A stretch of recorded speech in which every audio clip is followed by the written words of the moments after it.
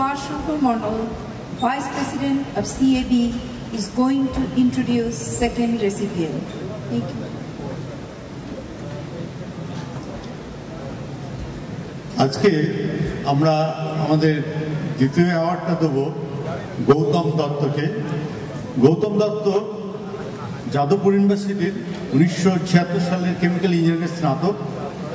সাহিত্য, নাটক, কবিতা চর্চায় প্রভৃতিতে তার আগ্রহ ছিল ছাত্র জীবন থেকে।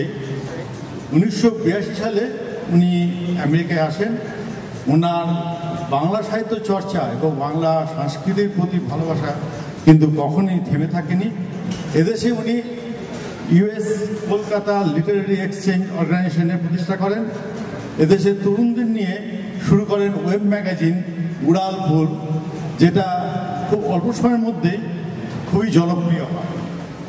ওনার লেখা উল্লেখযোগ্য বই যুদ্ধের দলিল, দুই কবি, সপ্তর্ষি, বরফে হলুদ ফুল। এই বইটির জন্য উনি জসীমউদ্দিন অ্যাওয়ার্ড পান 2005 সালে। আর এই বছরই উনি আরেকটা অ্যাওয়ার্ড পেয়েছেন, সেটা হলো Sudhirnath Dutta award. Gautam Dutta an African American poetry anthology উপরে একটা বই লিখেছেন, তার নাম আমি আমার মৃত্যুর আগে স্বাধীনতা চাই না। ওনার লেখা প্রকাশিত হয়েছে দেশের বিভিন্ন পত্রপত্রিকায়। আমরা সিএবির তরফ থেকে পশ্চিমবঙ্গের এই সুযোগ্য সন্তানকে গৌতম দত্তকে লিটারেরি অ্যাচিভমেন্ট অ্যাওয়ার্ড দিয়ে আমরা সম্মানিত করব। আমি অনুরোধ করব ডক্টর কালীপ্রদীপ চৌধুরীকে এই পুরস্কারটা দেওয়ার জন্য। গৌতম।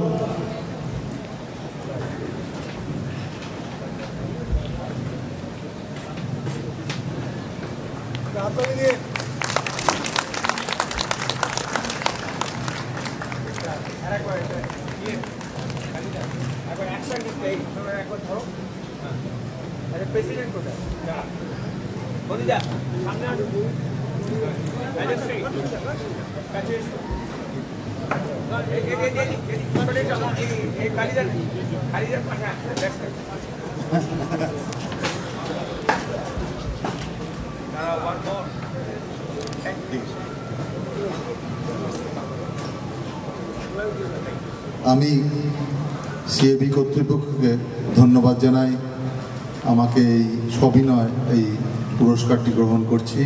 এখানে আমার পরিচিত অনেকে উপস্থিত আছেন, আমার ভাগ্নি, আমার ছোট মেয়ে মা, এবং আমার মেন্টর, আমার ভালোবাসার মানুষ সাহিত্যিক সুনীল গঙ্গোপাধ্যায়, সমরেশ মজুমদার, গৌতম ঘোষ, এদের সকলের সামনে এই পুরস্কারটি নেওয়ার জন্য আমি খুবই সবিনয় পুরস্কারটি নিচ্ছি।